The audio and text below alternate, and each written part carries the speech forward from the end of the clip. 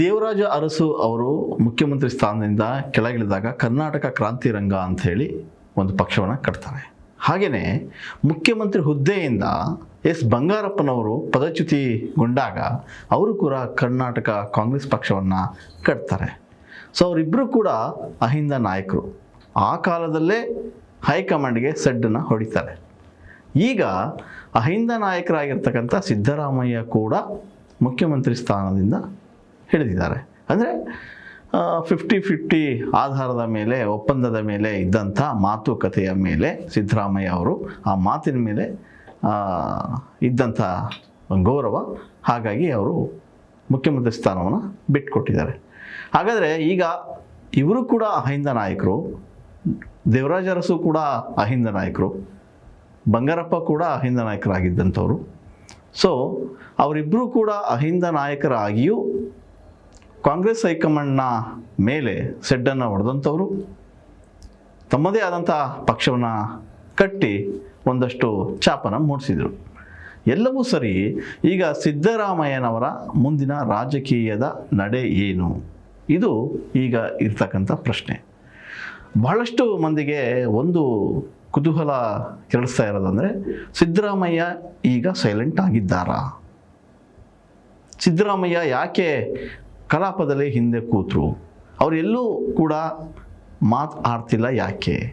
ಈ ರೀತಿಯ ಪ್ರಶ್ನೆಗಳೇ ಒಂದಷ್ಟು ಜನರನ್ನು ಕಾಡ್ತಾ ಇವೆ. ಆದರೆ ರಾಜಕೀಯ ವಲಯದಲ್ಲಿ ಹೇಗೆಲ್ಲ ನಡ್ಕೋಬೇಕು, ಹೇಗೆಲ್ಲ ಇರಬೇಕು, ಯಾರನ್ನು ಹೇಗೆ ಮಟ್ಟ ಹಾಕಬೇಕು, ಯಾರಿಗೆ ಹೇಗೆ ದಾಳ ಉದುರಿಸಬೇಕು ಅನ್ನೋದು ಕೂಡ ಸಿದ್ದರಾಮಯ್ಯ ಅವರಿಗೆ ಗೊತ್ತು. ಹಾಗಾಗಿ ಸಿದ್ದರಾಮಯ್ಯ ಅವರು ತುಂಬ ಸೈಲೆಂಟ್ ಆಗಿದ್ದಾರೆ, ಎಲ್ಲೂ ಕೂಡ ಮಾತಾಡ್ತಿಲ್ಲ, ಅವರ ರಾಜಕೀಯ ಭವಿಷ್ಯ ಹಡಗೋಯ್ತು ಅವರು, ಹಾಗಾಗಿ ತುಂಬ ಮೌನ ವಹಿಸ್ತಾರೆ, ಇನ್ನು ರಾಜಕೀಯದಿಂದ ತುಂಬ ದೂರನೇ ಉಳಿತಾ ಇದ್ದಾರೆ ಅನ್ನೋ ಮಾತುಗಳು ಏನಾದರೂ ಇದ್ದರೆ ಆ ತಪ್ಪು ಕಲ್ಪನೆಗಳಿಂದ ಹೊರಗೆ ಬರಬೇಕು. ಕಾರಣ ಇಷ್ಟೇ, ಸಿದ್ದರಾಮಯ್ಯ ಯಾವತ್ತೂ ಕೂಡ ತಾಳ್ಮೆ ಕಳೆದುಕೊಂಡಿಲ್ಲ. ಯಾವುದೇ ವಿಚಾರ ಆಗಿರಲಿ ತುಂಬ ಅಳೆದು ತೂಗಿ ಯೋಚಿಸಿ ಒಂದು ನಿರ್ಧಾರಕ್ಕೆ ಬರ್ತಾರೆ. ಹಾಗಾಗಿ ಮುಖ್ಯಮಂತ್ರಿ ಸ್ಥಾನ ಕುರಿತಂತೆ ಮಾತುಕತೆ ಏನೇ ಆಗಿದ್ದರೂ ಕೂಡ, 50-50 ಅನುಪಾತ ಆಗಿದ್ದರೂ ಕೂಡ, ಅವರು ಮುಂದಿನ ರಾಜಕೀಯ ನಡೆ ಬಗ್ಗೆ ತುಂಬ ಸ್ಪಷ್ಟತೆಯನ್ನು ಪಡ್ಕೊಂಡಂಥವರು. ರಾಜಕೀಯ ಸ್ಪಷ್ಟತೆ ಗೊತ್ತು ಅವರಿಗೆ. ಎಲ್ಲೋ ಒಂದು ಕೆಲವು ವಿಚಾರದಲ್ಲಿ 2028 ಚುನಾವಣೆಯಲ್ಲಿ ನಾನು ಇರೋಲ್ಲ, ಆದರೆ ಸಕ್ರಿಯ ರಾಜಕಾರಣದಲ್ಲಿ ಇರ್ತೇನೆ ಅಂತ ಹೇಳಿರ್ಬೋದು. ಆದರೆ ರಾಜಕಾರಣ ತುಂಬ ವರ್ಷಗಳಿಂದ ಮಾಡ್ಕೊಂಡ್ಬಂದಿರತಕ್ಕಂಥ ಸಿದ್ದರಾಮಯ್ಯ ಅವರು ಅಷ್ಟು ಸುಲಭವಾಗಿ ರಾಜಕಾರಣದಿಂದ ದೂರ ಸರಿಯುವ ಪ್ರಶ್ನೆ ಇಲ್ಲ ಅನ್ನೋದು ಅವರ ಅನುಯಾಯಿಗಳ ಮಾತು. ಅದೇನೇ ಇದ್ದರೂ ರಾಜಕಾರಣ ಅಂದಮೇಲೆ ಮನಸ್ತಾಪ, ಮುನಿಸು, ಕೋಪ, ಒಂದಿಷ್ಟು ದ್ವೇಷ, ಅಸೂಯೆ ಸಹಜ, ಅವೆಲ್ಲ ಬರ್ತವೆ. ಇವೆಲ್ಲದರ ನಡುವೆ ಒಂದು ಪಕ್ಷದಿಂದ ಇನ್ನೊಂದು ಪಕ್ಷಕ್ಕೆ ಬಂದು ಆ ಪಕ್ಷವನ್ನು ಬಲಿಷ್ಠಗೊಳಿಸಿ ಆ ಪಕ್ಷದಲ್ಲಿ ಭದ್ರವಾಗಿ ನಿಂತು 2 ಬಾರಿ ಮುಖ್ಯಮಂತ್ರಿಯಾಗಿ ಸುಮಾರು 17 ವರ್ಷಗಳ ಕಾಲ ವಿರೋಧ ಪಕ್ಷದವರನ್ನ ಗಟ್ಟಿಯಾಗಿ ಅವರ ವಿರುದ್ಧ ದನಿ ಎತ್ತಿದಂಥ ಒಬ್ಬ ನಾಯಕ ಅದು ಸಿದ್ದರಾಮಯ್ಯ. ಹಾಗಾಗಿ ಸಿದ್ದರಾಮಯ್ಯನವರಿಗೆ ಪಕ್ಷದಲ್ಲಿ ತಮ್ಮದೇ ಆದಂಥ ಛಾಪು ಇದೆ. ಹೈಕಮಾಂಡ್ ಕೂಡ ಸಿದ್ದರಾಮಯ್ಯವ್ರನ್ನ ಯಾವತ್ತೂ ಬಿಟ್ಟುಕೊಟ್ಟಿಲ್ಲ. ಆದರೆ ಇತ್ತೀಚಿನ ಬೆಳವಣಿಗೆಯನ್ನು ಸೂಕ್ಷ್ಮವಾಗಿ ಗಮನಿಸಿದರೆ ಎಲ್ಲೋ ಒಂದು ಕಡೆಗೆ ಹೈಕಮಾಂಡ್ ಸಿದ್ದರಾಮಯ್ಯವ್ರನ್ನ ದೂರ ಇಡ್ತಾ ಅನ್ನೋ ಮಾತುಗಳು ಕೂಡ ಕೇಳಿಬರ್ತಾ ಇದೆ ಇರ್ಬೋದು. ಯಾಕಂದರೆ ಸಂಪುಟ ರಚನೆ ವಿಚಾರದಲ್ಲಿ ಸಿದ್ದರಾಮಯ್ಯ ಸೂಚಿಸಿದಂಥ 2 ಹೆಸರುಗಳು ಕೈ ಬಿಟ್ಟು ಹೋಯಿತು.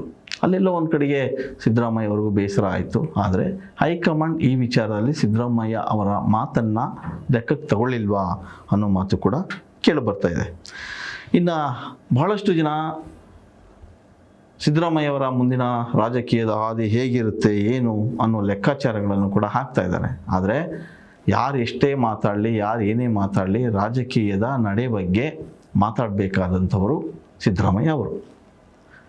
ನೆನ್ನೆಯಷ್ಟೇ ಒಂದು ಕಾರ್ಯಕ್ರಮದಲ್ಲಿ ಸಿದ್ದರಾಮಯ್ಯ ಅವರು ಮಾತಾಡುವಾಗ ವೇದಿಕೆಯ ಮುಂಭಾಗದ ಒಂದಷ್ಟು ಜನ, ಸರ್ ನೀವು ಪಾರ್ಲಿಮೆಂಟ್ಗೆ ಹೋಗಬೇಕು, ನೀವು ಮುಂದೆ ಪ್ರಧಾನಿ ಆಗಬೇಕು ಅಂತ ಒಂದು ವಾಯ್ಸನ್ನು ಎತ್ತುತ್ತಾರೆ. ಹಾಗಾಗಿ ತಮ್ಮ ಎಂದಿನ ಶೈಲಿಯಲ್ಲಿ ಮುಗುಳ್ನಾಗ್ತಾರೆ, ಸುಮ್ಮನಾಗ್ತಾರೆ. ಆದರೆ ಮತ್ತೊಂದು ವಾಯ್ಸ್ ಬರುತ್ತೆ, ನೀವು ಮತ್ತೆ ಕರ್ನಾಟಕದ ಮುಖ್ಯಮಂತ್ರಿ ಆಗಬೇಕು, ಮುಂದಿನ ಸಲ ನೀವು ಚುನಾವಣೆಗೆ ಬರಬೇಕು, ನೀವು ಚುನಾವಣೆ ನಿಂತು ಗೆದ್ದು ಮುಖ್ಯಮಂತ್ರಿ ಆಗಲೇಬೇಕು ಅನ್ನೋ ಮತ್ತೆ ಆ ಸಭೆಯಲ್ಲಿ ವಾಯ್ಸ್ ಕೇಳ್ತಾರೆ.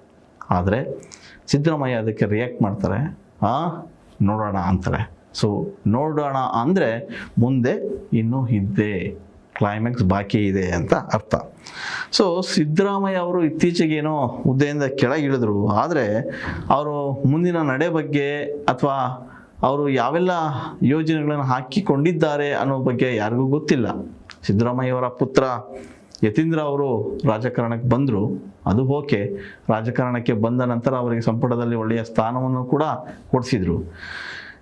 ಒಂದಷ್ಟು ಜೊತೆಗಿದ್ದವರೇ ಕೈ ಕೊಡೋದು ಸಹಜ.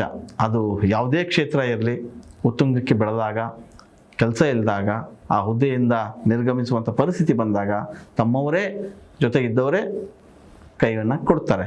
ಸೊ ದೇವರಾಜು ಅರಸು ವಿಚಾರದಲ್ಲಿ ಕೂಡ ಅದೇ ಆಗಿತ್ತು. ಅವರನ್ನ ನಮ್ದಂತವರೇ ಕೈ ಬಿಟ್ಟರು.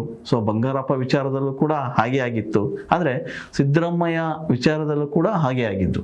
ಯಾಕಂದರೆ ಮುಖ್ಯಮಂತ್ರಿ ಆಗಿದ್ದಾಗ ಅದು ಗೊಂದಲದ ಇದ್ದಂಥ ವಾತಾವರಣದಲ್ಲಿ ಎಲ್ಲೋ ಒಂದು ಕಡೆಗೆ ಸತೀಶ್ ಜಾರಕಿಹೊಳಿ ಅವರು ನಮ್ಮ ಜೊತೆ ಬರಲಿಲ್ಲ ಅನ್ನೋ ಒಂದು ಬೇಸರ ಕೂಡ ಇತ್ತು. ಆದರೆ ಮುಖ್ಯಮಂತ್ರಿಯವರ ಸಿದ್ದರಾಮಯ್ಯವರ ಜೊತೆಗೆ ಇದ್ದಂಥವರು ಮುಖ್ಯಮಂತ್ರಿ ಸಿದ್ದರಾಮಯ್ಯ ಇದ್ದ ಸಂದರ್ಭದಲ್ಲಿ ನಮ್ಮನ್ನು ಕಡೆಗಣಿಸಿದರು ಅನ್ನೋದು ಕೂಡ ಒಂದಷ್ಟು ಜನಗಳಿಗೆ ಬೇಸರ ಇದೆ. ಆದರೆ ಸಿದ್ದರಾಮಯ್ಯನವರು ಹೇಳಿದ ತಕ್ಷಣ ಕೆಲಸಗಳಾಗ್ತಾ ಇದ್ದು, ಸಿದ್ದರಾಮಯ್ಯವರು ನಮ್ಮನ್ನು ಸಂಪುಟಕ್ಕೆ ಸೇರಿಸ್ಬೋದಿತ್ತು ಅನ್ನೋ ಲೆಕ್ಕಾಚಾರಗಳು ಒಂದಷ್ಟು ಹಳೆಯ ಶಾಸಕರು ಮತ್ತು ಹಿಂದಿದ್ದಂಥ ಸಚಿವರಿಗೂ ಇತ್ತು.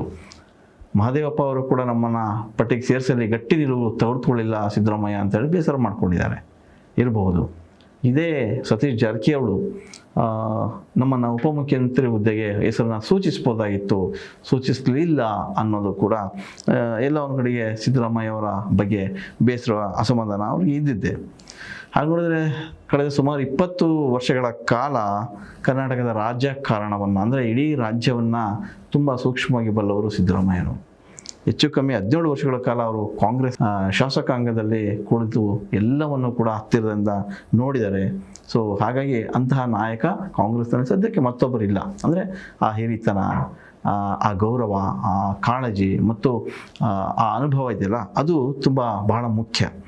ಹೀಗಿರುವಾಗ ಮುಖ್ಯಮಂತ್ರಿ ಸ್ಥಾನದಿಂದ ಕೆಳಗೆ ಇಳಿಸಿದಾಗ ಎಲ್ಲೋ ಒಂದು ಕಡೆಗೆ ಅವರ ಅನುಯಾಯಿಗಳು, ಅವರನ್ನು ಅನುಸರಿಸಿದ್ದವರು, ಅವರ ಹಿಂದೆ ಇದ್ದಂಥವರು, ಜೊತೆಗಿದ್ದಂಥವರು ಎಲ್ರಿಗೂ ಕೂಡ ಬೇಸರ ಆಗಿದ್ದು ಸಹಜವಾಗಿ ಕಾಡುತ್ತೆ.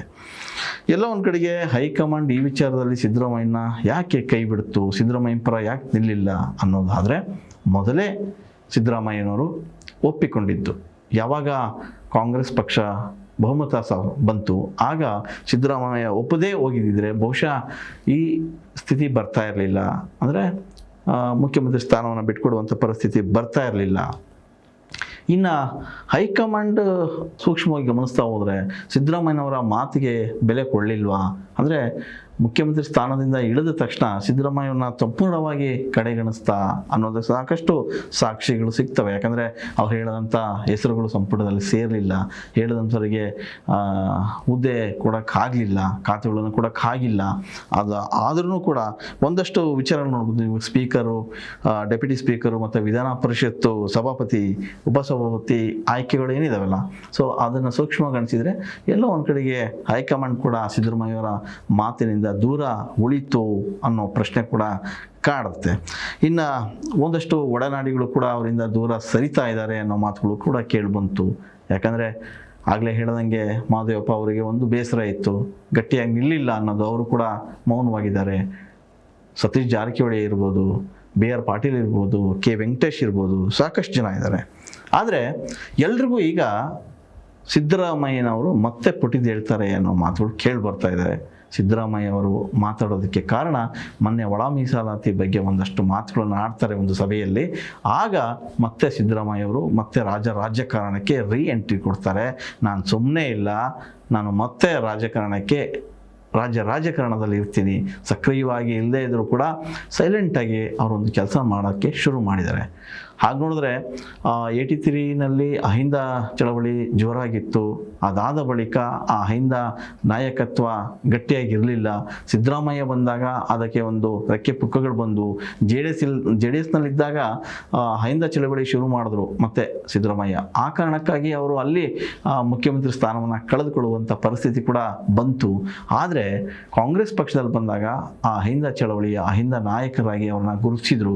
ಅದೇ ವೇಗದಲ್ಲಿ ಅವರು ಪಕ್ಷವನ್ನು ಸಂಘಟನೆ ಮಾಡಿದ್ರು, ಬಲಿಷ್ಠರಾದರು. ಬೇರೆ ಪಕ್ಷದಿಂದ ಬಂದರೂ ಕೂಡ ಅವರಿಗೆ ಕಾಂಗ್ರೆಸ್ ಹೈಕಮಾಂಡ್ ಒಳ್ಳೆಯ ಸ್ಥಾನವನ್ನು ಕೊಡ್ತು.